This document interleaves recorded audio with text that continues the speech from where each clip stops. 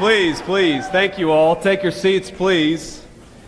It is, I gotta say, it feels like a great homecoming to be here in Lima today. I am so thrilled to be with you all.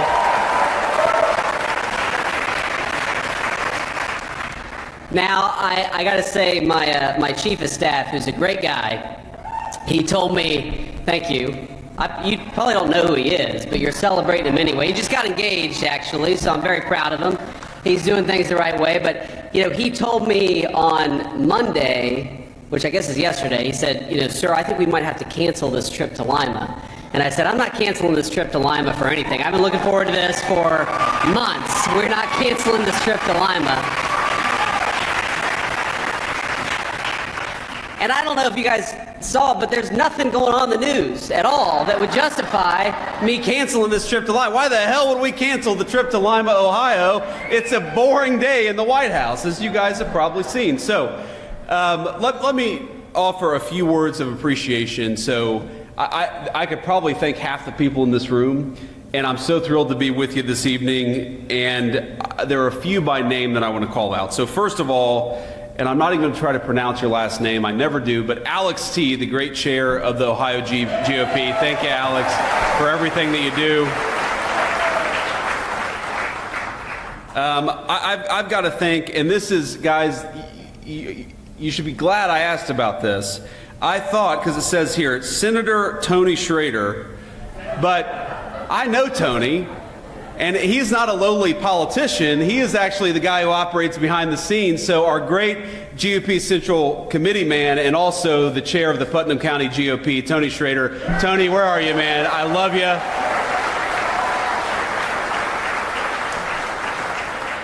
Hey, Tony's been so good to me from the very beginning, and I'm going to tell a little story here. That's what I'm going to do. You guys are going to be stuck here for 45 minutes me telling stories. I'm just in such a good mood. Unfortunately, we've got these cameras back there, so I got to be a little bit careful. If I say something really stupid, somebody's got to stand up here and stop me before I embarrass myself in front of national TV here. But Tony Schrader was, when I decided to run for office the very first time, it was the Senate race back in Ohio in 2022. And so this is sort of early 2021 when I'm going around and giving speeches. I haven't even declared my candidacy yet, and Tony Schrader was actually backing somebody else in the primary.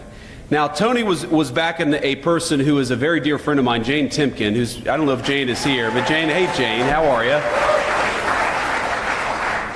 But that was a hard-fought primary, a bunch of really good candidates, and eventually, of course, I won that primary and won the race. But Tony worked harder for me maybe than anybody in all of Northwestern Ohio. I mean, he knocked on so many doors. You remember, Tony, we would have events with volunteers where we would knock on more doors than I thought humanly possible, and it was all because Putnam County GOP is an incredible organization led by an incredible guy. So thank you, Tony, for everything that you do.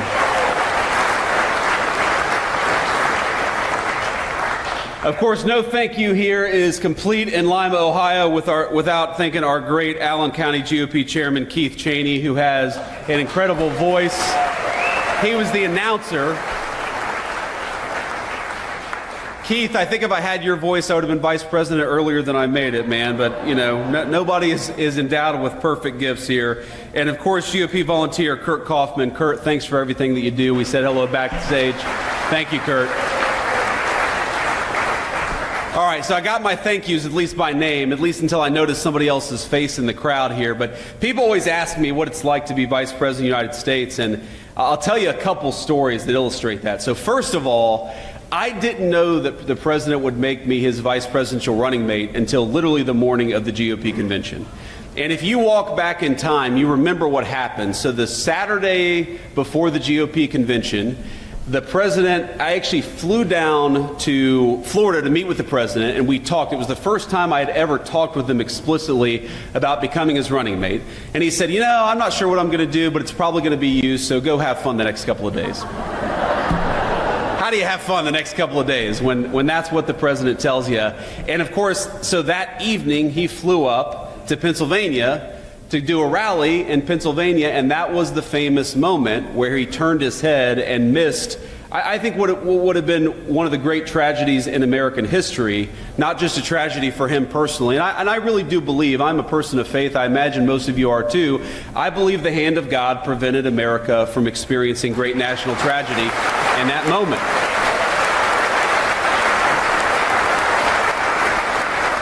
But so I call the president that night. It's probably 2 in the morning at this point. I call the president that night. Remember, I just met with him that morning talking about becoming his running mate. And I'm like, sir, how you doing? And he's like, I'm fine. He'd just been shot in the ear. I'm fine. You know, nearly lost his life, but totally fine. He goes, how's it playing out there?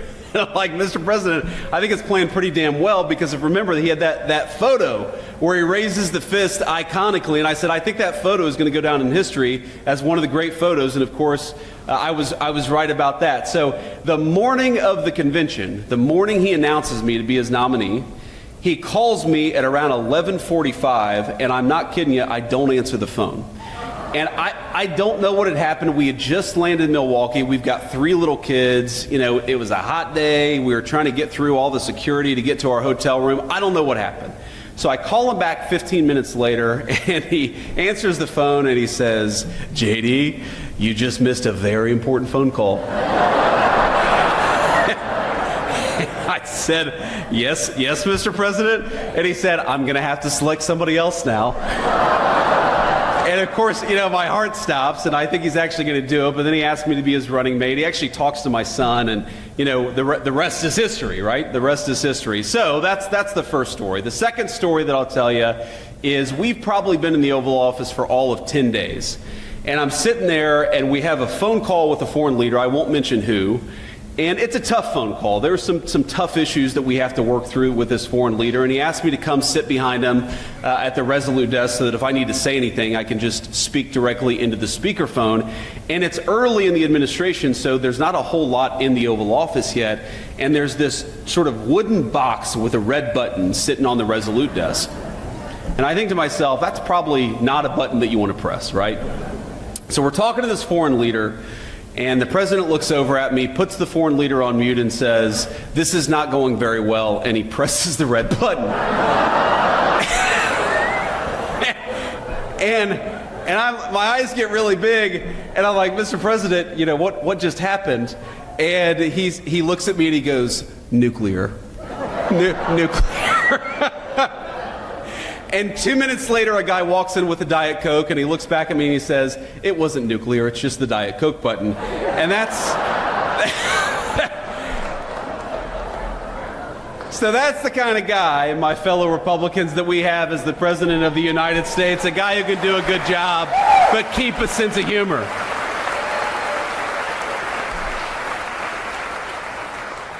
And I've learned a ton, even in 130 days, 140 days, however long we've been in office. I think I've learned more, I've had more on-the-job training than I think any person in the history of having a job for all of about 5 months. Because the thing that I've learned about the President of the United States, and I guess I kind of knew this a little bit, but I've really learned it seeing him interact with foreign leaders, with congressional leaders, and just doing the job of President of the United States is what makes the President so successful is he has the best instincts about people of anybody that I've ever seen in my life.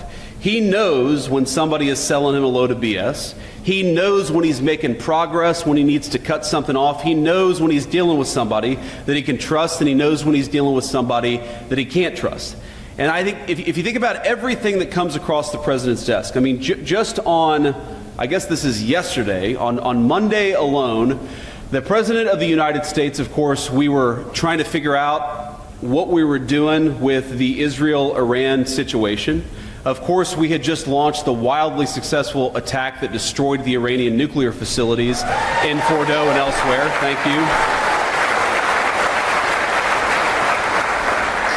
But we know the Iranians are going to counterattack, and we're kind of trying to figure out, is it going to be a real counterattack, or is it going to be something more symbolic, more face-saving? He's dealing with congressional leaders about the one big beautiful bill that cuts taxes on overtime, cuts taxes for tips.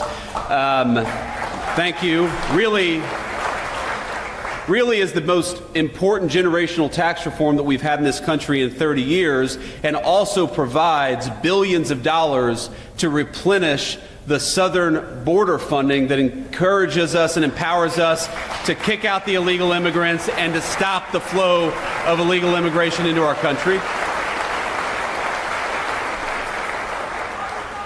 So we're doing all these things, and that's just one Monday at the White House, and there's no person that could possibly, read all the briefing materials, the tens of thousands of pages of background on all this stuff. But what you need in that Oval Office is you need somebody with good instincts. You need somebody who can tell when a person is negotiating on behalf of the American people, and you need somebody who knows when they're negotiating against the interests of the American people. And I'll tell you, you do not want to be a person in Donald Trump's Oval Office who's negotiating against the interests of the American people, because they'll throw you the hell out and tell you exactly what he's going to do.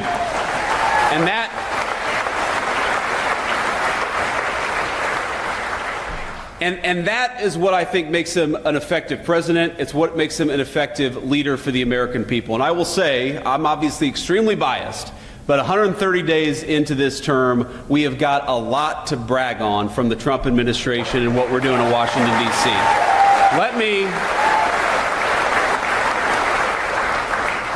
Let me run just through a few of the ways in which the Trump administration has been wildly successful. And let me start with the thing that is, of course, in the news.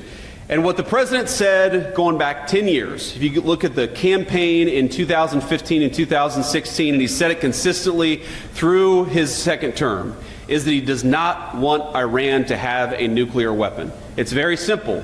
It destabilizes the entire region. It gives this terrible regime leverage over the United States of America. As the president often jokes with me, everybody in Iran calls the Iranian leader the supreme leader. That's a pretty amazing title if you think about it. But he looked at me in the Situation Room a few days ago and he said, Mr. Vice President, you don't have to call him the supreme leader, but you would if the guy had a nuclear weapon. Because the leverage that nuclear weapons give you to destabilize the world, to destroy our economic interests, to destroy our national security interests, you don't want the worst people in the world to have a nuclear weapon. So what did the president do? For 60 days, he negotiated aggressively to encourage that Iranian regime to give up those weapons peacefully. And by the way, he was more than willing to accept a peaceful settlement to that problem. But again, this comes back to instincts. When the president realized that there was not going to be a peaceful settlement to that problem, he sent B-2 bombers and dropped 12 30,000-pound bombs on the worst facility and destroyed that program.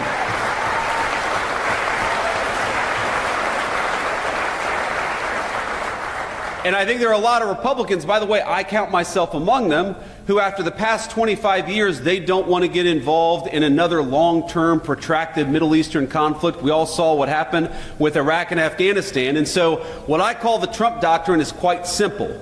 Number one, you articulate a clear American interest, and that's, in this case, that Iran can't have a nuclear weapon. Number two, you try to aggressively, diplomatically solve that problem. And number three, when you can't solve it diplomatically, you use overwhelming military power to solve it, and then you get the hell out of there before it ever becomes a protracted conflict. That is the Trump doctrine.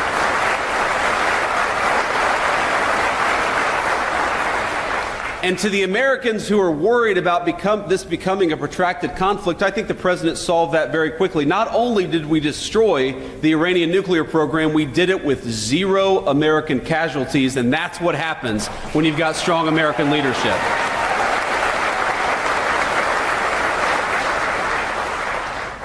Now let me talk to you about something else. For every month that you've got inflation numbers and jobs numbers and wage numbers coming out, I'll come into the White House and I'll say, that this happened now about 5 times, where seems like every economist and every financial journalist in the world says that Donald Trump's policies are going to lead to higher inflation. They're going to lead to lower jobs. They're going to lead to lower wages. And for now, 5 months in a row, every single time we come into the news, and it turns out the economists' expectations missed. Because wages are higher, inflation is lower, and our economy is roaring in a way that it has not in a very, very long time. That is thanks to good presidential leadership. And I'll bring it back to instincts because when the president came into office, he said, frankly, what he's been saying for 30 years, that we have got to stop allowing foreign companies to take advantage and foreign countries to take advantage of the United States of America.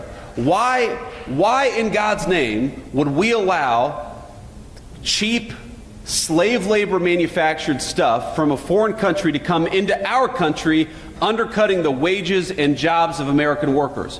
And the reason we allowed that to happen is for 30 years we had a bipartisan failed consensus that we ought to let cheap plastic garbage come into our country at the expense of American jobs and the American families who depend on those jobs. You know what President Trump said? On April the 2nd, he said, if you try to undercut the wages of American workers, if you try to bring in this crap, if you try to expose the American worker to an economic unfairness that you don't force your own countries to deal with, we are going to slap a big fat tariff on what you bring into this country. We're going to penalize you.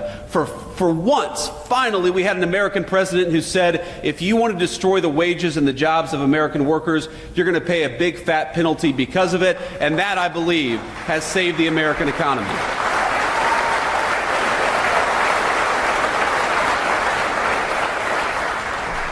If you want to undercut American steel, you're going to have to pay a tariff. If you want to undercut American auto workers, you're going to have to pay a tariff. And all the economists said, well, what this is going to do is going to produce inflation. And no, what the president said is what it's going to do is one of two things. Number one, it's going to force a lot of people to move their factories back to the United States of America. And we've seen more foreign investment in the past 130 days than you've seen in any 130-day period in the history of this country. Or, he said, what it's going to cause is these foreign countries are going to open up their markets to American manufactured goods. Because here's the crazy thing. You go to Germany, you go to Japan, you go to South Korea. Some of these countries, by the way, are very important allies of ours. But how many American-made automobiles do you see on the streets of these foreign countries? Very often, zero. But we allow all of these countries to come in and do business on our shores. Well, the deal is fair trade. If we're going to let you do business in the United States of America, you damn well let us do business in your country, because that's how we create prosperity for American workers.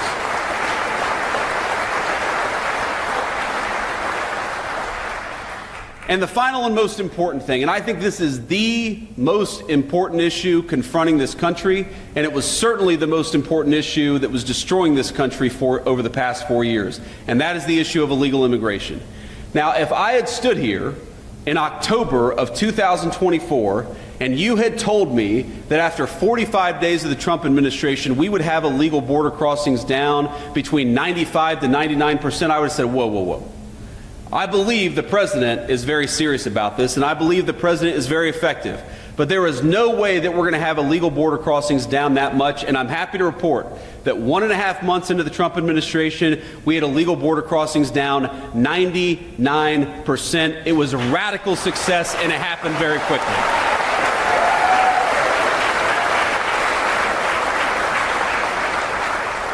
And I believe, ladies and gentlemen, that saved the United States of America, because we know exactly what the Democrats, not because we had to read their minds, but because Democrats would go out and say that what they wanted to do with those 25 million illegal aliens is give every single one of them the right to vote and turn them into permanent wards of the Democratic Party.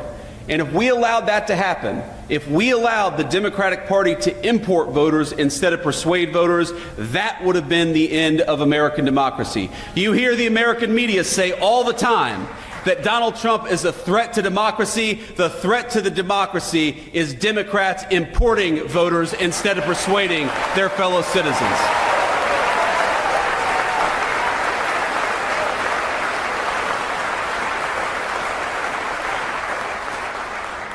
And now we have largely solved that problem. If you look, for the first time in 50 years, we now have net negative illegal immigration. That means we're deporting more people that are coming in through illegal immigration. That is the biggest testament to a change in presidential leadership. And I was in the Senate when the Democrats were trying to say that the thing that we had to do was pass this ridiculous, massive new set of laws and new set of amnesties to get control of the American southern border. And as the President said at the State of the Union just a couple of months ago, it turns out you didn't need a big new law to secure the border. You just needed a new President of the United States.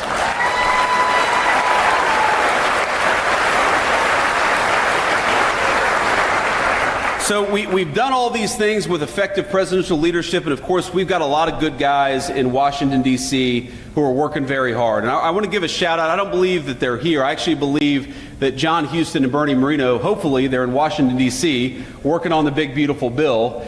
They're doing a great job. And we are lucky in the state of Ohio to have great political leadership across the board.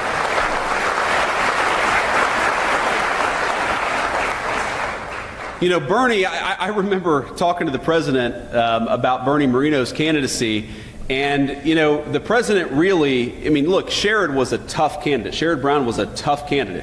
He always did better than national Democrats, and the President himself was a little skeptical that anybody, and we had a lot of great candidates running in that race, the President was skeptical that anybody could beat Sherrod Brown.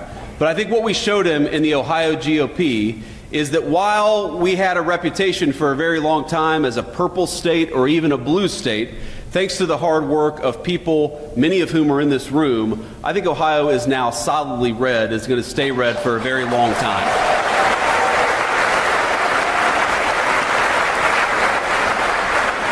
But you and I know that's not going to come without a lot of hard work, and I want to talk just a little bit about what that means, because, look, I am very much a product of this political party, of this Ohio GOP. I would not be where I am without it. I believe, in fact, the first time that I've driven on 75, and I've got my Midi purple tie, Middletown Middies, our color's purple here. I wore it in honor of the Middletown Middies. The first time that I've driven on I-75, I'm pretty sure as Vice President, was to come to the Lima GOP event here today. And I think about the number of times, thank you, Keith, the number of times that I've driven up and down Interstate 75 as a kid when I was working at a tile warehouse delivering tiles to Findlay, Ohio, or as a, there we go, or as a Senate candidate who was trying, you know, showing up and speaking to groups of 12 people trying to earn votes. I think that what is so great about the Ohio GOP is that we really are strong top to bottom. We've got great candidates running for statewide office, but we've got I see a lot of young people here, many of whom are getting involved in politics for the very first time. And I got to tell you, I've lived a very blessed life in politics. The President, he always gives me a little crap about this. He says, JD, you came out of nowhere, you were a senator, and then all of a sudden you were the Vice President of the United States. I don't think anybody has had that much success in politics except for me. That's what the President always said. I was like, thank you, sir. I guess I'm the second, he always calls me the second most upwardly mobile politician, because he was the first. He came from no politics to President of the United States. So, but the thing is, you don't get people who run for political office without cultivating talent and cultivating the grassroots and actually encouraging people to get involved at every level of government. There's a lot of important stuff that we're working on at Washington, D.C., but there's a lot of cool stuff happening right here in Allen County, Ohio. There's a lot of important stuff that are happening at the State House. And frankly, a lot of the great political leaders of the future are going to learn from the political leaders of today at the Ohio State House or at the federal Capitol in Washington, D.C. The first exposure I ever had to politics was actually as a page in the Ohio Senate when I was a student at Ohio State University. That was the first time I had ever been exposed to the American political system, working for a great state senator by the name of Bob Schuller from southwestern Ohio. And I'm sure a lot of you remember Bob Schuller. He was a good guy. The first person who taught me how to respond to a constituent was Bob Schuller. The first person who taught me how to write a good letter and research an issue was Bob Schuller. And my point here is that what you guys are doing is cultivating the people who are going to run this country and lead this country for the generation to come. So this party is what makes America great. This party is what makes it possible for us to run good candidates and to win elections in the future. And I just want to say from the bottom of my heart, this feels like a homecoming because it is, because I wouldn't be here. I wouldn't be the Vice President of the United States without many of the people in this room. And from the bottom of my heart, I thank you and I love you.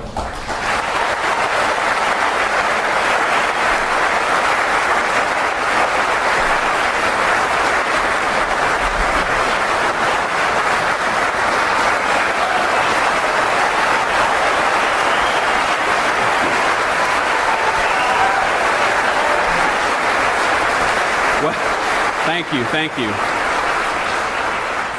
I should quit while I'm ahead, honestly. I should just walk out the door now. I'm not going to do much better than that, I think. But that was another crazy thing that happened on January the 20th. Man. So I called the president on January the 18th, and I said, sir, I know the inauguration is very important, but let's be honest. The vice president is not the most important at the presidential inauguration. The president is.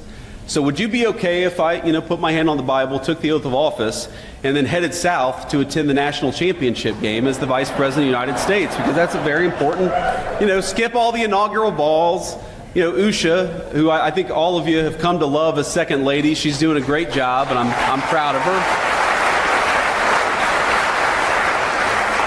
I don't know, honestly, how much Usha really wants to wear high heels for 9 hours on that day anyway, so just let us go to the national championship game. The president was like, no, JD, I can't do that. You got to be there.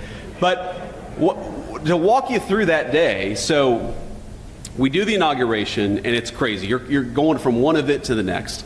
And I show up to the very first ball, which was the Commander-in-Chief's ball. And because I've got, you all, every single one of us here has been to a wedding on a Saturday during a very important Ohio State game. And we love the people who are getting married, but we're also like, why the hell did you have to have your wedding on an Ohio State game? And you've got the guy, who's sitting outside the bathroom on his phone or has got his iPad out. Every single one of us has been to a wedding like this. You all know what I'm talking about, okay? Well, I was that guy.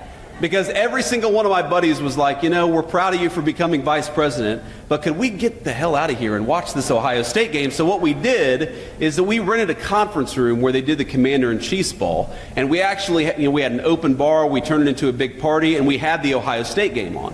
So I go in there, right, for like 20 minutes. It was the only 20 minutes that I kind of got to myself. And I, hung out with my buddies and we watched Ohio State. And if you remember this game, Ohio State got a massive early lead over Notre Dame, right? The beginning of the game was very, very good. So I kind of started to relax a little bit. It's like, oh my God, I just got inaugurated vice president and the Buckeyes are going to the national championship all on the same day. This is the best day of my life, right? It's not going to get much better than this. And then, we went to a couple balls, and then I think it was after the second ball, before the third ball, I was watching on the TV, and Notre Dame started to catch up a little bit. If you all watch this game, you remember Notre Dame started to catch up a little bit, and so I was like, you know what? I'm going to be late to the third ball, and I'm going to sit here and watch this game. Because if Ohio State loses, I'm going to hate myself forever for not having sat here and cheered on the team during these final moments. Of course, it all worked out. Ohio State won. They came to the White House. I don't know if you saw, I broke the damn trophy when they came to the White House. That was one of the most embarrassing moments of my life. I was hoping that, no, we didn't see that. We didn't see that, JD. No, all of you are laughing. Everybody saw it. But the point is that it was an amazing way to connect the great Buckeye state of Ohio and what was happening, because without this state's GOP in particular, Donald Trump would not have been president the first time, and we certainly wouldn't have the great Senate majority that we now have for the second administration. And the president, as you all know, he actually has a very deep affection for the state of Ohio, because he was the person who turned Ohio really from a purple state to a red state. I mean, all of you remember this. I mean, where is Bob out there? Is Bob Paduchik out there? There's Bob Paduchik. Give it up for Bob Paduchik.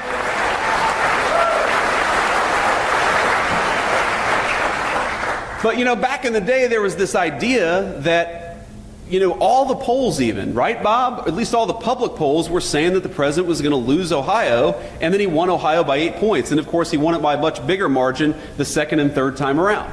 But he recognizes that what this state represents is hardworking, patriotic Americans who feel abandoned by the Democratic Party, and the Republican Party is now the home for people who work hard, who play by the rules, who want to live in safe communities, and just want a government that looks out for their interests and no one else's interests. That's what this party is ultimately all about. Because when I see that wage growth is the highest that it's been for working people in 60 years, working and middle-class people, the highest wage growth we've seen in this country for 60 years. When I see those inflation numbers keep on coming in below expectation month after month, those are statistics. And those are numbers that, of course, we celebrate. But what I remember is a woman I met on the campaign trail, and you all are going to hate me, but she was actually from Michigan. Don't hold it against her. She's very sweet woman, who told me that she was giving up some of the essentials because she was raising her grandkids, and I know a lot of you probably are involved in your grandkids' lives in a big way. She was one of these grandparents whose daughter had lost her life to a fentanyl overdose. That fentanyl overdose brought in, of course, by the fentanyl poison brought in by the Mexican drug cartels. And she was talking about the ways in which, normally we'd like to have ground beef, but we're gonna cut back on ground beef and just, not go without this week. Or, normally I like to make them eggs in the morning, but we're just going to do toast in the morning because eggs are a little expensive. And she walked me through all the ways in which, because she was taking care of kids she hadn't anticipated, and because grocery prices were going up so much under the Biden administration, that she was struggling financially in a way that she never had in her entire life. And I thought about the common thread that tied together this woman's suffering to the political leadership in Washington, D.C. First of all, why was her daughter gone in the first place? Because our leadership decided that we were going to let illegal Mexican drug cartels bring this poison into our country in the first place. That was the first way our leadership failed her. The second way our leadership failed her is with economic policies that made it so unaffordable that she gave up eggs and decided that she was just going to have her grandkids eat toast. The third way that this country had failed her is because the education system, where she just wanted to send her grandkids to learn reading, writing, and arithmetic, she was terrified that they were falling behind, that they were learning, if anything, propaganda from political activists instead of the basics that would help them get ahead in life and eventually have a good career to be able to provide for themselves. At every step of the way, the previous administration had failed this woman, and I could see it in her eyes, the American dream, this very idea that the next generation is going to be better than the generation that came before it. She was losing faith in that American dream. Now, I haven't talked to that woman since we were elected. I haven't talked to that woman since the campaign stop where I met her probably 7 or 8 months ago. But when I see that energy prices are lower, when I see that illegal immigration is down, when I see that fentanyl overdoses are down, when I see the president under his leadership, we're arresting Mexican drug cartel members at record numbers, what I see is an Ohio Republican Party and a national Republican Party that is fighting successfully for the American dream.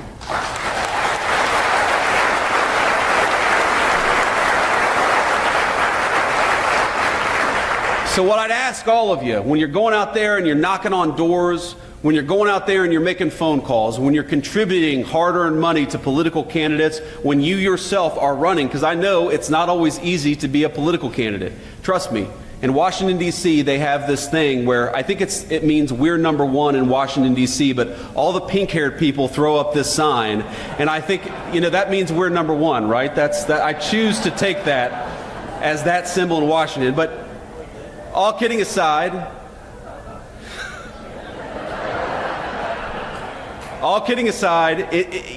sometimes this job of politics is inspiring, and sometimes it's hard work. And you take the good work, the inspiring work with the hard work, but I want you to remember that what we're trying to do is create the kind of country where that woman's grandchildren can grow up and go to a safe school where they get a good education. We're trying to create the kind of economy where those grandkids, if they work hard and play by the rules, can provide for their family with a dignified, high-paying job. We're trying to create the kind of country where that woman knows that her leadership cares more about her and her family than they do about Mexican drug cartels. We are trying to create the kind of country where the American dream is alive and well. We're off to a good start. Thank you for all you've done to help us. God bless you guys.